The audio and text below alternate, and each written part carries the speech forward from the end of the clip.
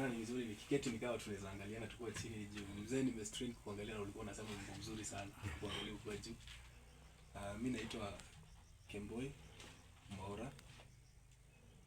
Mimi siko najua nikikuja hapa sikujua nini naleta hapa, lakini huyu kijana ndo ananitembeza hizi mitaa na mwalimu pale daktari.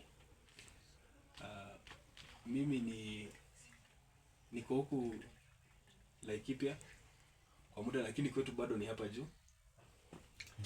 Hapa juu Atero, side ile nyingine ile ng'ambo nyingine. So nyi bado ni majirani wangu hata kama tu ni mbali kidogo.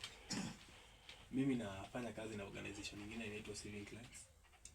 Ni ya kufunza watu wakati kama huu sasa. Vile mzee amesema, mzee ni kama amesema tu, ni kama ameongea yote yenye ningetaka kusema. Wakati kama huu, kitu ya kwanza nimesoma, kwanza nimejua.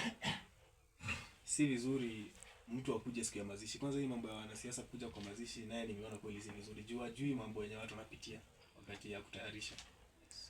Hiyo naye ndio kitu ya kwanza nimesoma leo. Juu utakuja useme mambo yako, lakini mambo watu wamepitia wakati huo ilikuwa ngumu. Chukweli yenu saizi ni ngumu. Lakini mzee amesema kitu ya maana sana ya last respect, hiyo heshima ya mwisho. Na juu ni kweli kila mtu tutaenda.